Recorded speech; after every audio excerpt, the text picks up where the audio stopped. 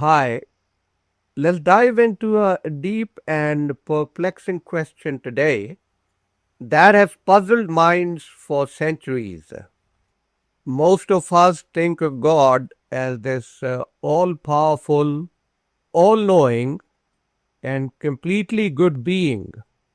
But then we look around and see the world is filled with all sort of bad stuff, from unbearable suffering, untimely deaths, to downright evil actions, genocides, pogroms, and whatnot. This situation makes us pause and wonder, if God is all that good and powerful, why is there so much evil around us? Does the presence of evil mean there is no God watching over us after all? The whole conundrum is what is known as the problem of evil. It is basically a big philosophical debate that asks whether the existence of evil in our world is compatible with the existence of a benevolent God. The problem of evil challenges us with a serious question. Does the fact that there's so much suffering and wrongdoing in the world give us a reason to doubt God's existence? Some folks argue that yes, it absolutely does, while others believe it doesn't shake their faith one bit. In wrestling with this issue, people land somewhere within a range of perspectives from believing that evil flat out disproves God's existence to thinking that evil doesn't touch the case for God at all. So, what is your take? Does the presence of evil in the world challenge your belief in a higher power, or does it compel you to look for deeper explanations? Let's unpack this together. First up in our deep dive is what is called the incompatibility problem of evil. This is the heavyweight idea that the very existence of evil just doesn't square up with the idea of God. It's like trying to convince yourself a square can have five sides, a totally head scratcher, right? There's this line of thinking that if God is all about goodness and power, then pointless suffering, the kind that seems to serve no good at all, no meaningful sacrifice at all, just shouldn't exist. It's like saying, hey, if God is at the wheel, why are we hitting all those potholes of pointless evil? But hold up, not everyone is buying this argument. A lot of smart folks reckon that maybe, just maybe, there's a bigger picture we are missing. They suggest that facing tough challenges, even evil ones, might actually be part of the plan. If it is about growth, about learning to rise above, yes, these are called defenses, attempts to show that God and evil can coexist without the universe imploding on itself.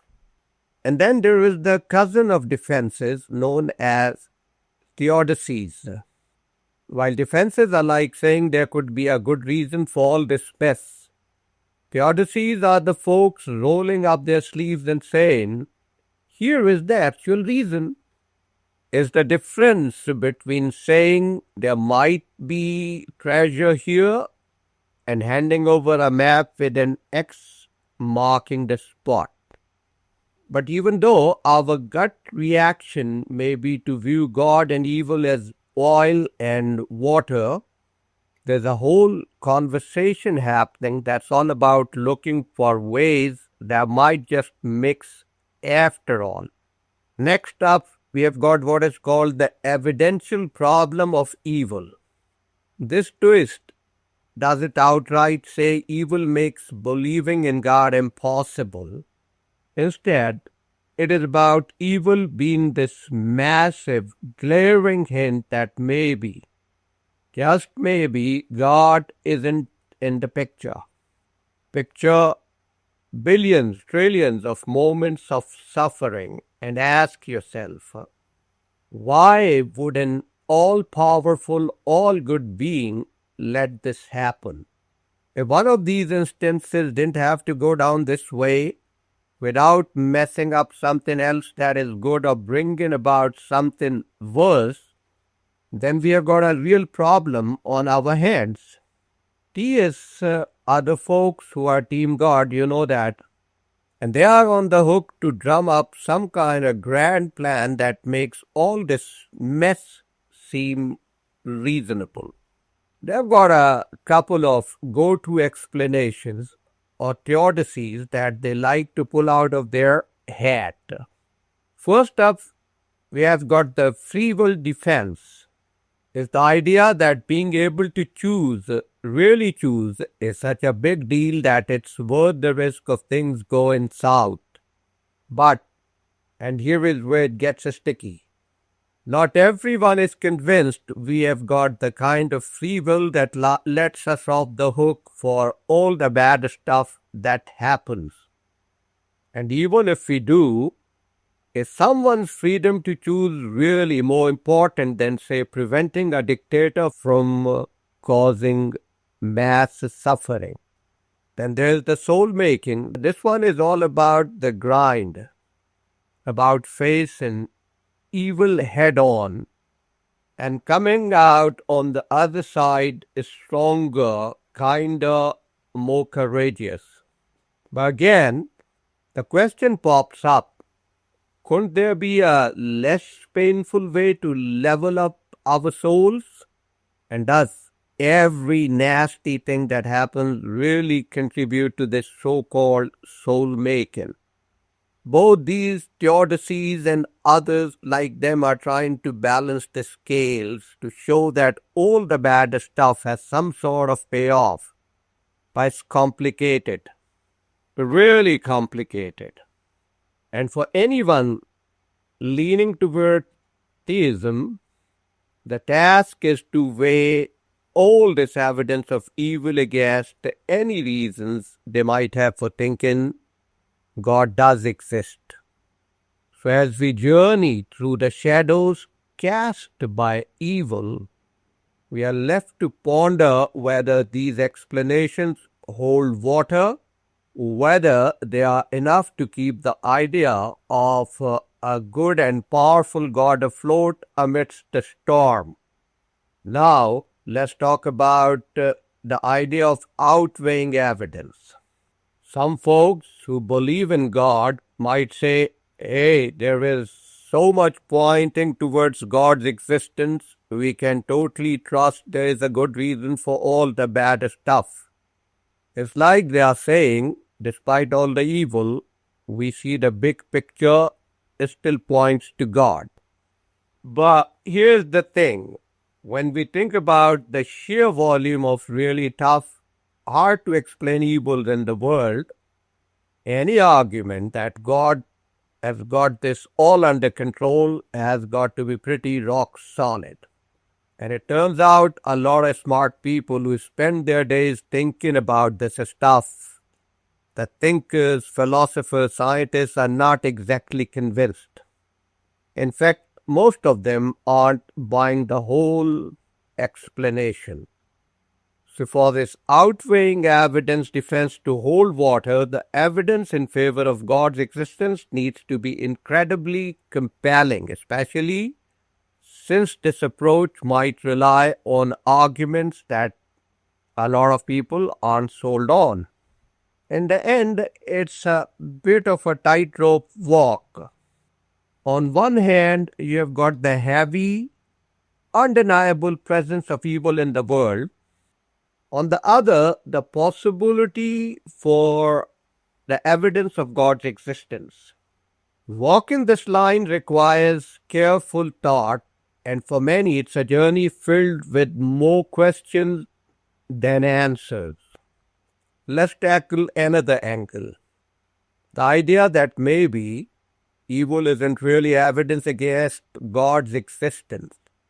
Some folks argue that we are just not in a position to get why God would allow evil. It's like they are saying God has got the whole universe on his mind, so who are we to question his reasons? They suggest that maybe there's a bigger picture or a deeper purpose behind all the bad stuff that we just can't grasp. This kind of thinking leads us down a rabbit hole. If you start saying we can't understand God's reason for allowing evil, what is to stop us from doubting everything else? It opens the door to questioning all kinds of stuff from the basics of science and morality to the very arguments that try to prove God exists. This approach is called skeptical theism, where the idea is we are just not equipped to judge whether any instance of evil really serves a purpose or not. But here is the thing. If we buy into this mysterious ways business, how do we even begin to figure out what is true? If God's reasons are beyond us, how can we trust anything? Like believing in other minds, the past, or that we should help someone in trouble. This dilemma has become a central debate when wrestling with the problem of evil. In the end, a few thinkers suggest that maybe God and the existence of unnecessary evil can coexist. But let's be real, that's a tough pill for most to swallow.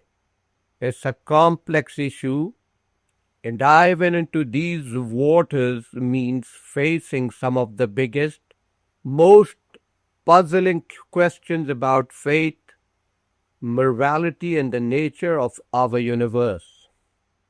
All right, let's put a bow on this. We have journeyed through a landscape where shadows clash with light, where the existence of suffering and wickedness poses profound questions about the nature of a divine guardian. This exploration isn't just about seeking answers. It's about embarking on a voyage of deep reflection, challenging our beliefs and confronting the complexities of belief of faith amidst difficulties, adversity. What emerges is not a clear-cut resolution, but a richer understanding of the human condition, a recognition of our profound need for meaning in the face of chaos. It's a reminder that in the quest of truth, the process of questioning, debating, and seeking is just as important as the answers we aspire to find. So, what is the takeaway from our discussion? It is that the search for understanding is a journey, not a destination. It challenges us to reflect deeply on the nature of belief, the complexities of faith, and the resilience of the human spirit in the face of sufferings. And as we wrap up, remember the conversation doesn't end here. The puzzle of evil is one of those eternal debates inviting each generation to ponder, question, and seek. Maybe the answers aren't as important as the quest itself, pushing us to explore the depths of our beliefs and the strengths of our conviction. So keep the dialogue going, keep questioning, and who knows, in the clash of ideas and sharing of perspectives, maybe we'll find a glimpse of the greater truth, as elusive as it may be. So keep thinking. We'll see each other next time. Thank you very much.